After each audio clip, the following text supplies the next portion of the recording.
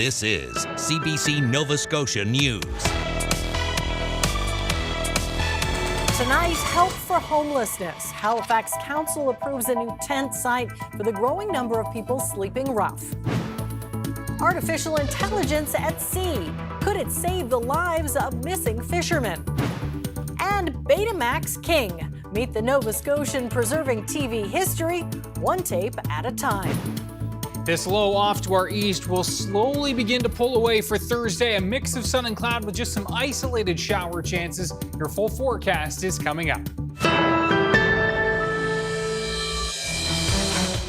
Good evening. Halifax Council has approved new options to help people dealing with homelessness. A new tent site is coming and more supports for some of the current encampments. There are about 125 people sleeping rough right now, which could grow to 300 this summer. Our Haley Ryan has more. Halifax Council talked for hours on Tuesday about how best to handle the growing numbers of people sleeping outside. They decided the only way forward is to better manage the current encampments and open more. Due to overcrowding, tents are popping up in non-designated sites, like the Halifax Common and provincial parks. All this comes just months after Halifax closed 5 camps around the city. Hindsight's 2020. Knowing what I know now, I wouldn't have closed Victoria Park. Waste of time. Councillors approved funding for staff to address safety issues at camps like Green Road. That's seen 1 death and a fire. So we have to do something here. It's impacting the people who have to live in encampments. It's impacting the people who live adjacent to encampments. It's just awful for all concerned, and we can't ignore it. The city will also open a new site at the corner of Bancroft Lane and Marketplace Drive on Wrights Cove in Dartmouth that will take city staff a few weeks to prepare. More sites may be added in the future. Homelessness is a provincial responsibility, so Council agreed to ask Premier Tim Houston to fund all the camps and civilian response teams. Those plans would have social workers and health professionals help people in camps or other sites rather than police who are often called in. While they're working on housing, they haven't been as focused on encampments as we have for obvious reasons, and this has to be something that's important to them. The province did announce new pallet shelters for seniors and supportive housing for Black residents this week. There are also 250 shelter beds or units expected in the coming year. But Halifax's Director of Housing and Homelessness says they won't help people with the highest mental health or addiction needs. So the emergency shelters are great, but we need that social housing that the province needs to step up and do it. Mayor Savage will ask the province to give each person sleeping rough a case management plan leading to housing and have a housing and homelessness summit this fall. Council also asked for funds to help people staying in RVs at Shuby Park this coming winter. There was some good news. Shelter Nova Scotia has bought a building for a daytime drop-in center. We don't know the location yet, but it will provide showers, laundry facilities, and a place to escape the weather. The city is cost-sharing that with the province, and it's expected to open next April. Haley Ryan, CBC News, Halifax. A judge has thrown out charges against 2 people accused of harassing Nova Scotia's Chief Medical Officer of Health, Dr. Robert Strang. The charges are related to a 3-day protest against COVID-19 restrictions outside Strang's home 2 years ago. The CBC's Richard Cuthbertson reports. Jeremy McKenzie and Morgan Guptill were set to go on trial next week on charges of criminal harassment, mischief, making harassing phone calls, and intimidation of a health professional. But that's not going to happen. This afternoon, a Dartmouth judge, Jill Hartland, ruled the case has taken too long to come to trial, breaching the 18-month ceiling set in 2016 by the Supreme Court of Canada. The judge entered a stay of proceedings, which means the prosecution ends. Mackenzie, a 38-year-old podcaster, is the founder of the controversial group Diagolon. The Trudeau government has described it as a white nationalist group. Mackenzie has denied it is extremist or violent. Nova Scotia's Chief Medical Officer of Health, Dr. Robert Strang, testified at a pre-trial hearing earlier this year. The court heard that during a 3-day anti-COVID restriction protest outside his home, his daughter had a panic attack. His wife had to escort intimidated care workers for their son away from the home, and his phone rang throughout the night. But these facts and others will not be heard at a formal trial. nor will the court rule on whether or not Jeremy Mackenzie and Morgan Guptill are guilty. Richard Cuthbertson, CBC News, Halifax. The Bank of Canada has delivered some highly anticipated relief to Canadians who've been waiting for interest rate cuts. The central bank has reduced its benchmark overnight rate to 4.75%, a drop of 25 basis points. Governor Tiff Macklem says high rates are doing their job. Restrictive monetary policy is working to relieve price pressures. And with further and more sustained evidence underlying inflation is easing, monetary policy no longer needs to be as restrictive. In other words, it's appropriate to lower our policy interest rate. Macklem points out that both headline inflation and core inflation are now within the bank's target range between 1% and 3%. Other economic factors such as economic growth and job vacancies indicate inflation should continue to decline. Macklem says if those factors continue along their current course, further rate cuts can be expected. We'll have more on this story later in the show.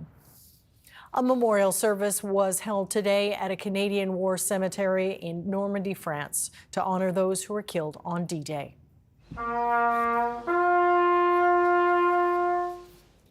More than 2,000 Canadian soldiers are buried at the cemetery near Juno Beach.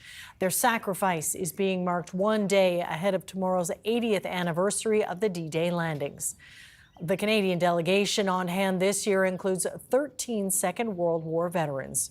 The cemetery will be lit by candlelight tonight in remembrance of all who took part in the invasion.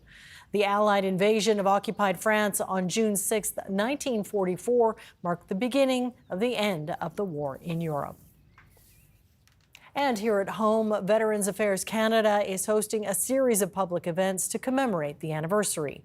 The CBC's Brett Ruskin has traveled to Dieppe, New Brunswick, where a wreath-laying ceremony was held this morning. Today's wreath-laying ceremony was for the veterans who perhaps weren't able to make it overseas to the events in Europe, and it happened here at the Dieppe Cenotaph in Dieppe, New Brunswick. Now, this cenotaph is designed to commemorate the 1942 Dieppe raid in which 913 Canadian soldiers died. In that cenotaph, there's 913 corresponding stones that come straight from the beaches on the French shore near the port of Dieppe. Now, that was 1942. The lessons learned from that amphibious assault on that port were taken and adapted and improved upon for the 1944 D-Day offensive. So today, the ceremony was again involving wreath-laying, involving the ambassador of France to Canada, who was here, the mayor of Dieppe, as well as veterans who served during D-Day, who were here in attendance to also lay their wreaths. So one of many different ceremonies set to happen in the Greater Moncton area over the next couple of days. Brett Ruskin, CBC News, Dieppe, New Brunswick.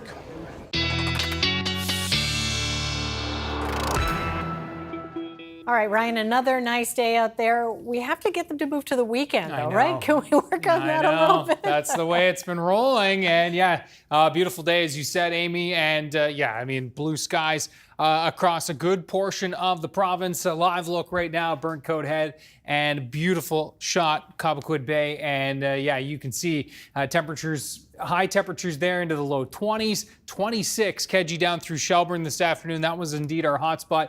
Notably cooler here in the east, and that is thanks to, again, that northerly flow that has been so dominant over the last couple of days. The clouds have been more dominant here as well, though the sun has been breaking through this afternoon. It's thanks to that pesky low, which is sitting and spinning. That will continue to wander off to the north and east. Some isolated showers here on the back side of that low as it does depart. Chances for those tonight into tomorrow morning.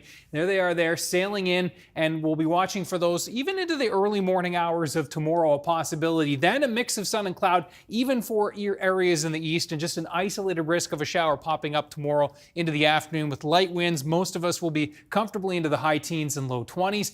And then as we look into the Friday time period, a system passing to our south Bit of an onshore flow with that. That's going to keep temps cooler along the Atlantic coastline with some possible chances for isolated showers and drizzle and some lingering fog right along the coast. And then that will depart in through the Friday night time period. And we've got this next system, which is going to be kind of anchored over the Great Lakes and throwing kind of waves of moisture at us. The first one looks set to kind of track in Saturday morning, but looking likely, more and more likely all the time, that into the afternoon we'll see some gradual clearing with that. So I think both days this weekend, Amy, we're going to see some shower chances, which we need, but we'll also see a taste of sunshine. So not rock star weekend, but not bad either. So we'll walk you through that with your 7-day coming up. You know what? A little bit of both might work. For all sure. right. Thanks, Ryan. Thank you. Well, a company from the UK is in Dartmouth today showing off its tech that uses artificial intelligence to speed up search and rescue operations at sea. The company has had success with the cruise ship industry in the U.S. Preston Mulligan has this story. Dozens of marine tech companies are at Cove headquarters in Dartmouth today, showing off their cutting-edge devices, software, and ideas for all things oceans. The people that you see here are some of the smartest people, I'd say, that have come from all over to understand how they can use this tech in their daily operations. This is working in real time. Among them is Xelum, an Edinburgh-based company that's loaded its AI software with more than 5 million images of a person floating in the ocean.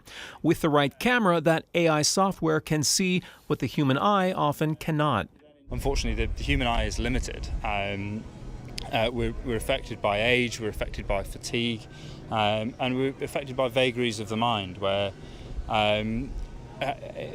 you can get confused by different things. You think you've seen something, but have you? After a 5-year development, the AI tech has yet to rescue anyone lost at sea, but developers do have contracts with offshore oil and gas companies in the U.S. and the cruise industry. Mail says search and rescue agencies could benefit too. The Coast Guard are obviously doing search and rescue day to day. Can we speed that up? Can we make it more efficient? Can we reduce a 5-hour search down to an hour search or less? The AI software can only see what's floating on the surface. It will not mistake, say, a seal for a human, but it can find anything below water. So AI gives you that consistency. It's never perfect, but it's consistently imperfect. The demo today on the Dartmouth waterfront showed how the AI was able to spot this dummy floating in the harbor, encouraging tech in a province that's had its fair share of fishing tragedy. Preston Mulligan, CBC News, Dartmouth. The Downtown Halifax Business Commission unveiled today its vision for the future. Those goals include free ferry service between Halifax and Dartmouth, a new 1,500-seat performing arts centre, and converting more empty office space into residential units. The CEO of the Business Commission acknowledges the vision for 2030 is ambitious. So we absolutely won't get everything done by 2030, and we know that. It's really about setting a vision about these are the things that we think we need to focus on. And so by 2030, we hope to see some movement on a lot of these things, and certainly for things, say, like the Performing Arts Centre, that may or not be built by 2030, but hopefully we're not having the same conversation that we're having today about whether we need it or not, that hopefully there's lots of movement with those things. So it's really about building that momentum. 2030 is a nice round number. It doesn't all have to be done by then, but certainly what we want to do is get people excited and energized to start the work now. And I'll talk to Paul McKinnon with the Downtown Business Commission about where the funding for some of those goals might come from. That's our Newsmaker just after 6:30. Municipal elections in Nova Scotia may be 5 months away, but the Association of Community Organizations for Reform Now, or Acorn, is sending a message to anyone seeking a council seat. They're releasing a platform that calls on all candidates running in the municipal election to include affordable housing and tenant protections in their platforms. The organization held an event today outside City Hall. Acorn is also calling on all candidates to strengthen the new residential rental registry to better protect tenants. We will be canvassing door to door to let them know how and when and where to vote, and most importantly, who to vote for. Our message to all candidates today is to open your doors to our meetings, take our advice, and listen to tenants while you are canvassing. There are 64,000 apartment units in HRM that are home to 1/3 of the eligible voters in the municipality. An Annapolis Valley man wants you to think twice before throwing out your old TV recordings on VHS and Betamax. He calls himself the Betamax King, and he has more than 27,000 subscribers on YouTube. Andrew Sampson has that story. This is a treasure hunt first and foremost. Every time you put in a tape, you don't know what it is. Every time you go to a thrift store and you pick up a tape, it's like, man, what's on here? This is gold. It's junk to somebody else, but it's just, I get that thrill out of it. Colin Sterling is building a time machine. His vehicle of choice, the videotape.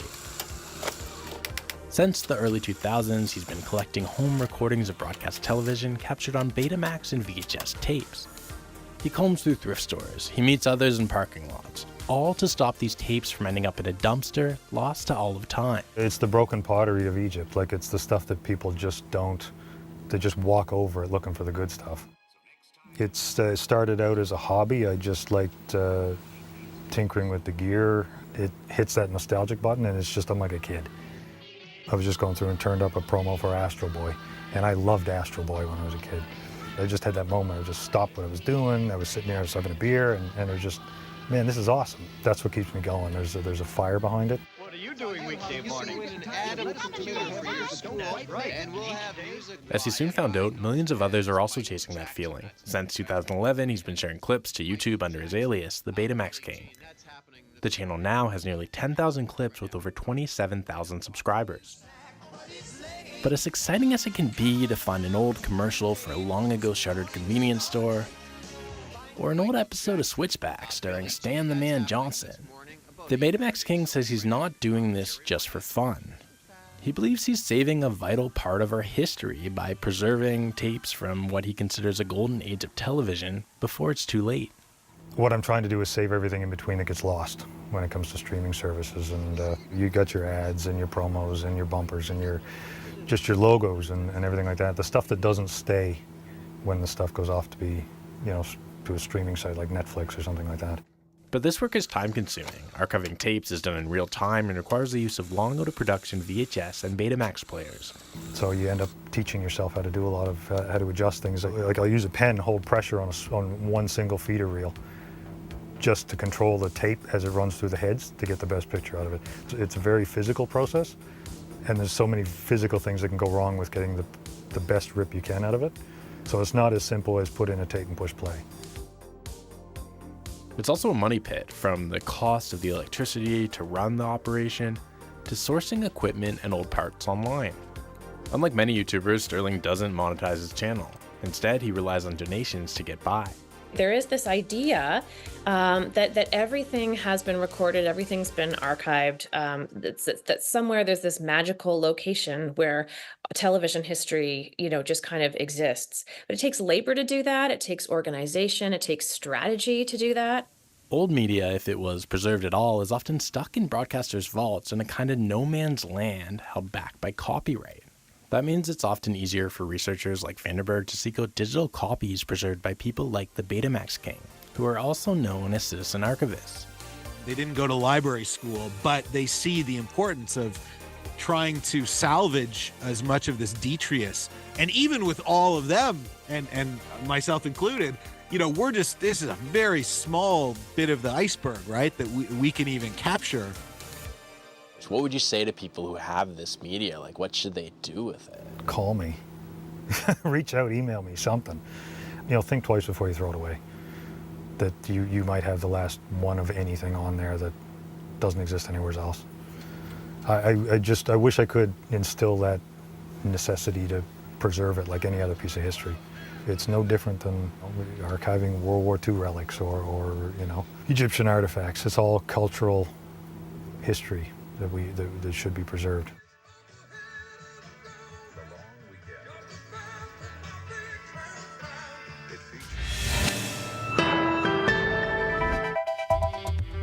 Coming up, May marks 12 straight months of record-breaking temperatures on the planet. And a look at beautiful Birchtown. We've got Ryan up next with his weather forecast. We're back on the other side of the break.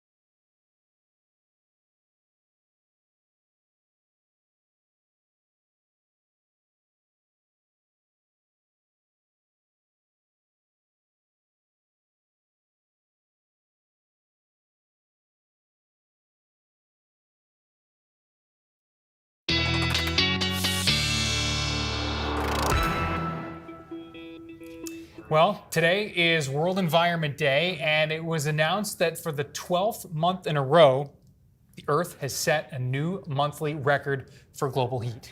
World attention has been drawn away from climate change by the economy, elections, and wars. So today, the Secretary General of the United Nations tried to refocus international concerns. Chris Reyes has that story. We are playing Russian roulette with our planet. Words of warning from UN Chief Antonio Guterres after two new reports that the world is failing to hold the rise in temperatures to 1.5 degrees above pre-industrial measures. 1.5 degrees is not a target. It's not a goal. It's a physical limit. The difference between 1.5 and 2 degrees could be the difference between extinction and survival for some small island states and coastal communities. Reports from Copernicus, the EU's climate monitoring service, and the World Meteorological Organization show the danger. The findings include global average temperature for June 2023 to May 2024 was at 1.63 degrees Celsius, the highest on record. Each of those 12 consecutive months set a new global temperature high for the time of year. 90% chance that the mean temperature in the next 5 years will be higher than the last 5. So if we want to maintain the 1.5 alive, if we want to stabilize our climate, we urgently need to reduce the greenhouse gases. The reports reflect a year of weather extremes around the world: flooding, heat waves, wildfires, droughts, and hurricanes. During his impassioned speech, Guterres called on governments around the world to submit actionable plans to cut emissions. But in laying the blame for rising temperatures, he pointed the finger directly at the fossil fuel industry, calling them the godfathers of climate chaos, but also urging their executives to act. Your massive profits give you the chance to lead the energy transition. Don't miss it. The Secretary General will be able to hold world leaders accountable on some of his calls to action when he meets with them face to face here in New York in September at the UN General Assembly and at the end of this year at the COP Summit. Chris Reyes, CBC News, New York. So a stark warning there, and you've been looking at the numbers right here at home. Yeah, so obviously just an incredible stat, right? 12 consecutive months where a new monthly record was set. So that stat is, for the globe, right? So we've had, obviously here in the Maritimes, months that have been the warmest on record. For May, well, it was the warmest on the globe. Here locally, it was, edging into the top 10 warmest, 6th warmest on record at the Halifax airport. 8th to 10th warmest, Yarmouth and up into New Brunswick. Not so much Sydney there with, again, a relentless onshore flow through much of May, which kept temps closer to average there. Now, the other notable story was the precipitation. And we know, Amy, we've been talking on this show so much about how dry it's been. And that area, basically the western third of the province, 25 to 50% of normal rainfall. We typically see about 100 millimeters and less than half in most cases, especially towards Digby County there, where it was only like 20% of normal rainfall, closer to normal for the eastern mainland. And you can see Cape Breton a little drier than normal as well.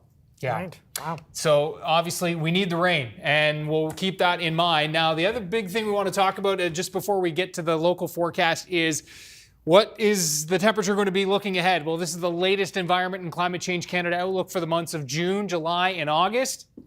This doesn't show how warm it's going to be, but the probability of it being above normal. And as we zoom in here on the Maritimes and Atlantic Canada, 90 to 100% chance that the months of June, July, and August will finish warmer than average. We don't know how much warmer than average, but a very high probability that the summer months will be warmer than average. And this is where we are seeing the strongest signal for that, and already seeing some signs of that here in the early summer months for sure, despite the onshore flow in some cases. You can see cooler temperatures across the prairies right now. And as you can see with the satellite and radar picture, this is the low that's been kind of helping to move up those warmer temperatures up the eastern seaboard. This is the low that's going to be working its way into our region slowly but surely in pieces over the next few days, and that is really the best way to describe it because we're not going to be seeing the low itself move through.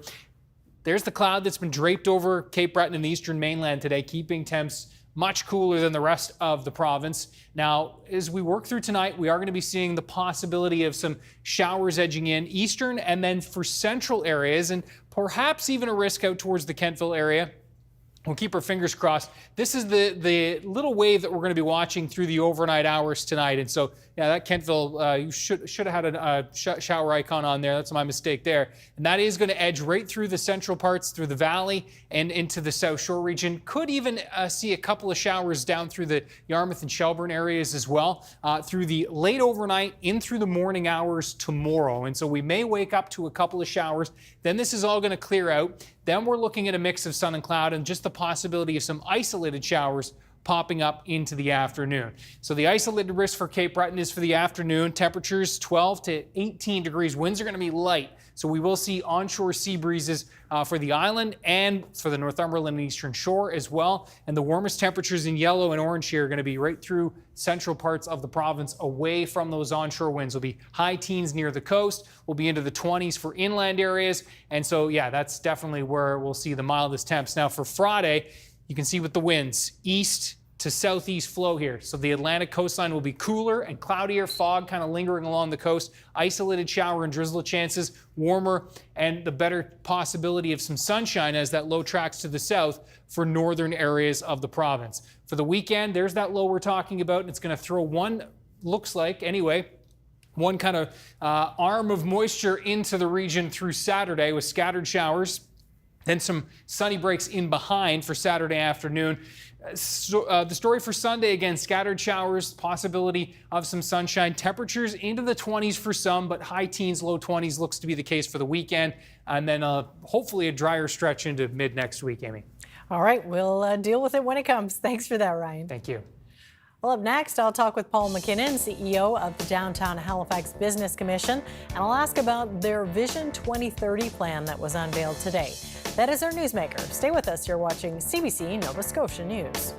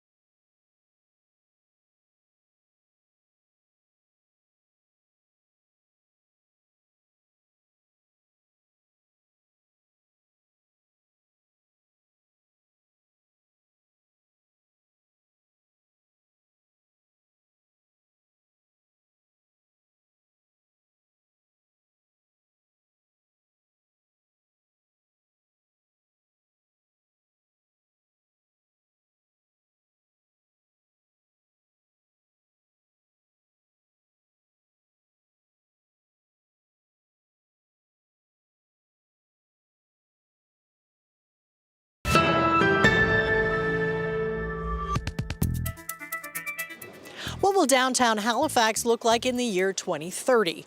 Well, after months of planning, the Downtown Halifax Business Commission unveiled its vision today. And I'm joined now by CEO Paul McKinnon. So you've got some big ideas in this. We do. We've got 4 transformational moves, 17 individual recommendations. These came out of about 150 ideas that were submitted by the public as well as urban experts and stakeholders that we met with over the past number of months. Now, one of the ones that caught my eye was talking about the ferry. You say you want to make it faster and you want to make it free. It sounds pretty expensive. How can you go about paying it, and who pays for it? Well, you know, we've been a single city since 1996, Halifax and Dartmouth. You know, the idea behind that is really to make this should be the pedestrian connection between Halifax and Dartmouth. This should be easy, almost any time of the day or night, to hop on the ferry, go across, not have to worry about paying a fare. So yeah, it would have to be absorbed in the city budget in some way, or potentially funded by other levels of government. But the system is subsidized now, so we can easily cost that out and figure out if it's a priority. I think it's a great idea for connecting us both for businesses, residents, and visitors. And there's also a pillar in this that talks about making the downtown a sort of an entertainment hub with a new art gallery, a 1,500-seat venue. How do you make that happen, and how does it affect, say, people's tax bases?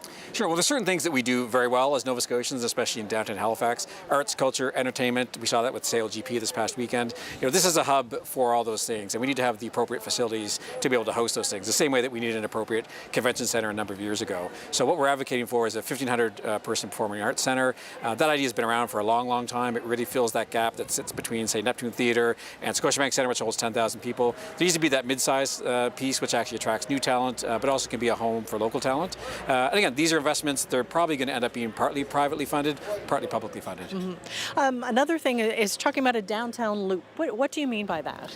Yeah, the downtown loop idea is really about being able to get around within the downtown once you've arrived here. And we had this years ago. We had a tram system, which was a loop system. We had, a number of years ago, a bus called Fred the Bus, free rides everywhere downtown. So the idea is you get off the ferry, you can hop on this loop, you can take it to the hospital or the universities or your place of work or where you're shopping or dining, just to be able to get people get around downtown and really be able to enjoy downtown in a way that makes them not depend on having a car. And one of the things that is already happening now, but you reference in your plan, is converting unused office space into residential housing. In your view, is that solely on the developers to do, or do you see, the city or the province playing a role in that as well? Yeah, so we're in a situation where we've got fewer people working downtown than before the pandemic, but we've got an extremely low residential vacancy rate. There's a huge demand for more residential downtown. So we've got some buildings that are underutilized and a lot of people that want to live in them. So this idea of conversion is happening. It's happening now in downtown Halifax, but not at the pace that we're seeing in some other cities.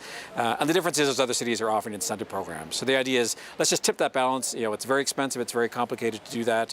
An incentive program would help developers cover those costs and make it happen, which, again, we're in a housing crisis, so anything we can do to help alleviate that is welcome. And we've seen real success in other cities, especially Calgary and Edmonton. Mm-hmm. And another idea is to make the downtown more pedestrian friendly. Is that at the expense of people who want to drive in, or how does that work? Sure. I mean, there's always a place for cars downtown, people being able to park downtown easily and conveniently. That's always important, but we really want to create other options. So, through a much enhanced transit system, that was the number one piece of feedback that we got, is we really need to improve that transit system to make it much easier, to get downtown in other ways other than the car, whether you're coming for work, whether you're coming for a Mooseheads game and be able to get home again. So that really is a fundamental piece, is making the city easy to get around in a multiple of ways. That's really a fundamental job of especially the municipal government. The funding for that's very expensive, so we need all levels of government involved with that. And we're a growing city. This problem will only get much worse unless we solve it with much better transportation system. Well, what do you say to people who do see the city growing, and it's growing very quickly? You see all the cranes and everything, and they're worried that Halifax will lose its character, sort of that historical value. How do you balance that with the growth that's happening? Yeah, there's no question we're kind of shifting from a mid-sized city to really a larger city. So there's some concerns around that. We don't want to lose that character. A lot of that character, resides in our beautiful historic buildings. So we do have a historic district downtown. We've got enhanced protections around some of those buildings, but not all of them.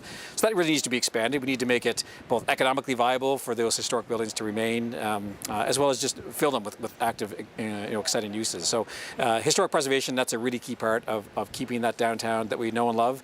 At the same time, we know that we're a port city. city. We've always been changing throughout our entire history. So it's there's room for the old and the new, but we have to do a better job at protecting the old. Now, your vision is a pretty short timeline.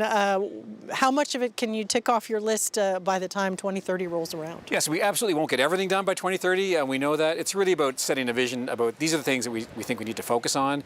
And so by 2030, we hope to see some movement on a lot of these things, and certainly for things, say, like the Performing Arts Centre, that may or not be built by 2030, but hopefully we're not having the same conversation that we're having today about whether we need it or not, that hopefully there's lots of movement with those things. So it's really about building that momentum. 2030 is a nice round number.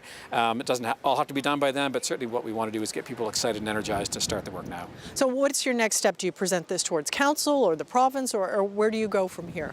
Yeah, so we launched it today to the public. We're looking for feedback and hopefully excitement. We've got 3 elections coming up over the next little while, the first one being the municipal election. So what we want to get is people excited about the vision and talking to the candidates when they come to the doorstep about the downtown vision, getting them excited about it. So really we're at the phase of just launching it and really trying to sell it, almost from a ground-up approach. At a certain point, we do need to move this over to an action plan. With a budget, we need support from all 3 levels of government on that. So that's really the next step. That's coming a little bit further down the line. All right. Well, thank you for walking us through it. Much appreciated.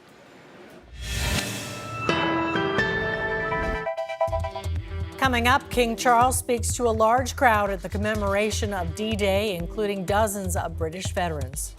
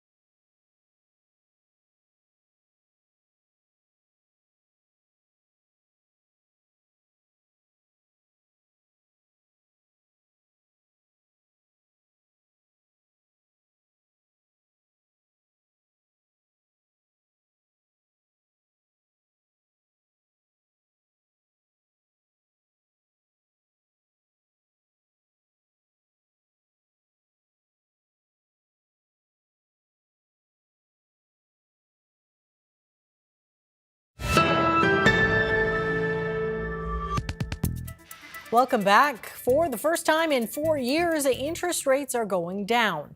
The Bank of Canada cut its key rate by a quarter point to 4.75% today. It is a small amount, but a significant signal the central bank thinks the fight against inflation is being won. The CBC's Nisha Patel has more.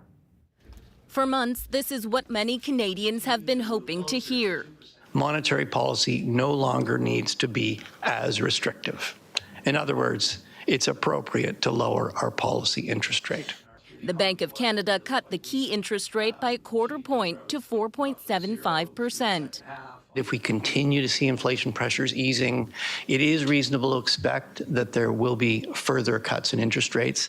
The move shows officials are confident they're finally getting inflation under control, with the overall rate tumbling from its peak 2 years ago to 2.7%. But there are still risks inflation could rebound. They want to get rates down, but they'll do it in a gradual way. Higher borrowing costs are squeezing businesses and consumers, though Canada has managed to avoid an outright recession so far. Experts say there may be a new normal.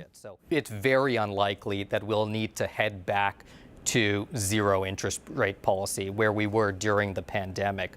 What we're likely to see is interest rates head down to a more neutral level, which is probably around 2.5% to 3%. Do you have gym today? For homeowners like Joseph Hopkinson, it's been a tough few years. When interest rates spiked, so did his variable rate mortgage payments, costing him an extra $2,000 a month. It's a struggle. I mean, obviously, no one accounts for that kind of budgetary hole. For him, the small change in interest rates is a big deal. One rate cut for our family would be approximately $142, which is about a week of groceries for our family of 4. Some economists are betting another interest rate cut will come in July, though the Bank of Canada governor didn't commit to that, saying they're taking their decisions one meeting at a time. Nisha Patel, CBC News, Toronto. Some MPs are taking more steps to learn about who in their ranks may have worked with foreign governments to interfere in Canadian politics. This after a report earlier in the week pointed fingers at the federal government for being too slow to act on the knowledge. Rafi Boudjikanian reports from Ottawa. Wednesdays are when party caucuses come together on Parliament Hill. This week, their questions could push them apart as they wonder which MP may have leaked secrets to a foreign power. Everybody wants to know. I agree with you, people want to know, but what the security clearances are on what they're doing, what the investigations are, I don't know the details of that. I have confidence in most of the MPs that are here, and there might be one or two, so that does that. Besides that, it's all good. It's something that I think needs to be looked into, obviously, a little bit more deeply. A bombshell report released this week found troubling intelligence that some parliamentarians are semi-witting or witting participants in the efforts of foreign states to interfere in our politics, including a case of providing information learned in confidence to a known intelligence officer of a foreign state. So we've gone as far as we possibly can. The chair of the committee that wrote the report says he can't reveal what he's seen. Anything that we can say about these issues is in the review. We cannot add any more. Every word, every sentence, every paragraph has been through a very significant and detailed redaction process. What is there, observers say, is alarming enough. If anything classified was provided to a foreign state, it could be considered treason. It's got the Conservatives asking for names. Canadians have a right to know who and what is the information. Who are they? If he wanted to get the appropriate security clearance and be able to see the confidential report of the National Security and Intelligence Committee of Parliamentarians, he would be much more informed than he is now, and we would invite him to do so. The NDP's leader says he's asking for that confidential info. Jagmeet Singh doesn't think anyone in his caucus is to blame, but won't rule out ejecting them if that's the case. Rafi Boudjikanian, CBC News, Ottawa. Ceremonies were held today in France ahead of tomorrow's 80th anniversary of D-Day. Among them, a tribute to the Royal Regina Rifles in a service in Normandy, honored for their sacrifice and service. Julia Wong reports. This statue commemorating the Royal Regina Rifles was unveiled here today. Now, that regiment was one of the first regiments to land on Juno Beach on D-Day, and more than 100 of its members died on D-Day. But there's never really been anything to mark or honor this particular regiment until now. This is a bronze statue that's 2.5 meters tall, and it depicts a soldier carrying his rifle, carrying his gear, ready to storm the beach with a look of determination on his face that's probably mixed in with a little bit of fear. The ceremony was overseen by Princess Anne, and she is the regiment's colonel-in-chief. She spoke with members of the regiment and then thanked the regiment as a whole for their service and their sacrifice on D-Day. The statue unveiled today will forever help tell the story of loyalty, of bravery and of duty.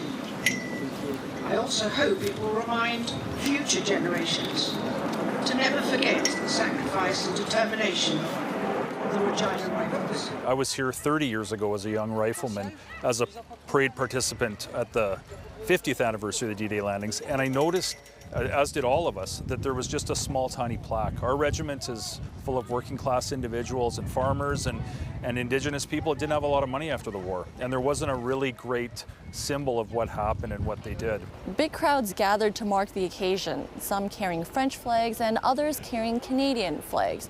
And it was a moving day for those whose loved ones were a part of the regiment 80 years ago. In particular, one Saskatchewan First Nation that had 6 members storm Juno Beach and only 4 came back. 20% of the Regina Rifles were First Nations from different First Nations in Saskatchewan. 6 were members of my nation. They didn't have to, but they went. It's quite emotional day. It's quite touching. Quite frankly, the last time a member of my family was in France, people were shooting at him. So it makes it quite chilling when we went to the beach yesterday to see what they faced, the distance they crossed, and what they did to secure our freedoms for my generation and my kids' generation. The regiment said that there's a specific reason this statue is here. They say there are lots of monuments on Juno Beach, but this particular community is how far the regiment got into France on D-Day. Julia Wong, CBC News, 2MU, France. The United Kingdom held their national commemoration of D-Day in Portsmouth. The city was a key staging point for soldiers preparing for the Normandy landings. It is our duty to ensure that we and future generations do not forget their service and their sacrifice in replacing tyranny with freedom.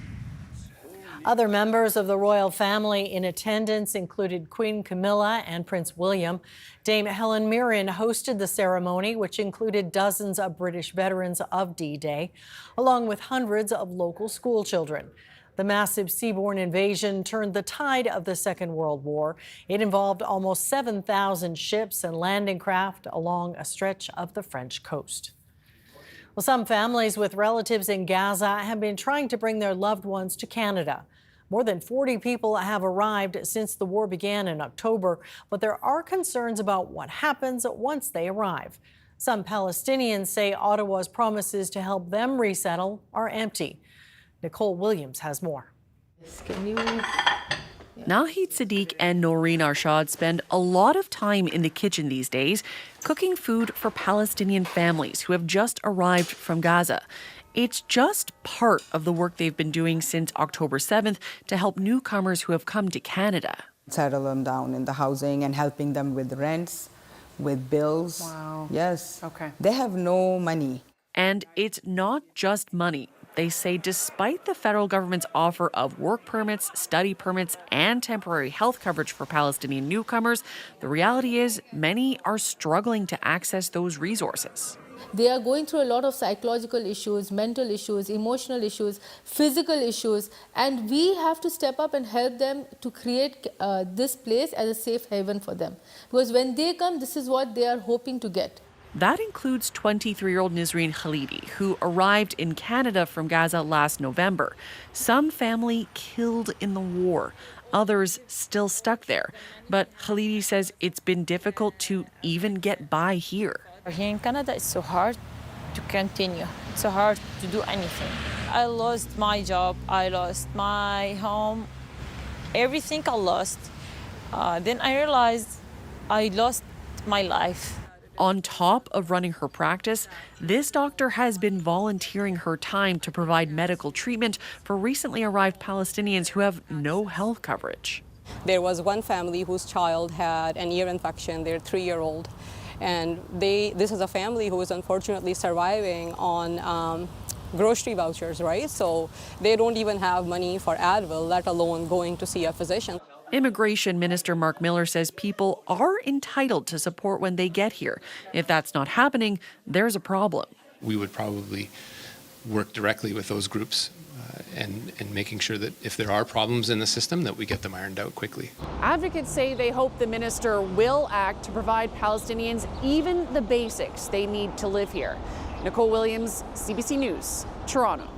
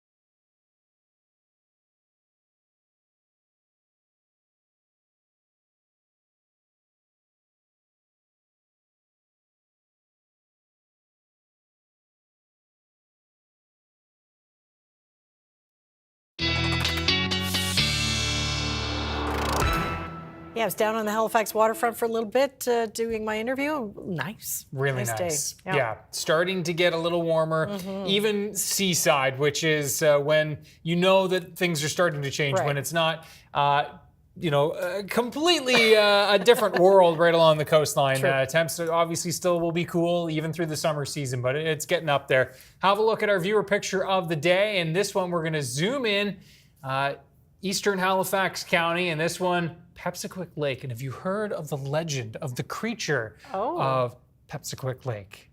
Oh, wow. It's a little octopus, maybe? Isn't that cool?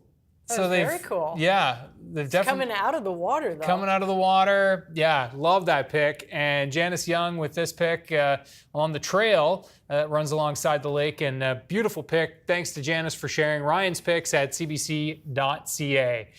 Yes, you can see temperatures will be in the low to mid 20s for a good portion of the province tomorrow. Cooler sea breezes, the Northumberland shore, the Atlantic coastline, the Tri-County area. Be mindful of that. And yes, for Cape Breton, light winds will keep sea breezes in play there as well. In and around the Bredour Lakes region, we're shielded from those winds. We're going to pop into the 17, 18 range there. So a nice day. Isolated shower chances in the morning tomorrow, and then again, isolated risk into the afternoon. There's Friday. The Atlantic coastline cooler with that easterly flow that you can see there with the winds coming in, those arrows coming in from the water. So let's walk you through the timeline. So there's that little burst coming in overnight out of New Brunswick and across mainland Nova Scotia into tomorrow morning. So those will be in play early on. Then a bit of a clear out, sun and cloud, and just some isolated shower chances popping up into the afternoon. Again, Friday not looking too bad, and some scattered showers Saturday, Sunday, but some breaks of sun too. We'll take the sun and the rain. All right. Well, Boeing's Starliner spacecraft successfully launched today from Cape Canaveral, Florida. 3, 2, 1, ignition. And liftoff of Starliner and Atlas V. It's heading to the International Space Station, where 2 astronauts will spend a little over a week before returning to Earth. The Starliner was developed in partnership with NASA. This is the program's first mission with a human crew. It'll take them 25 hours to reach the International Space Station. Long drive. That's an adventure. That's it for us tonight. Thanks for watching. We'll see you next time. Good night.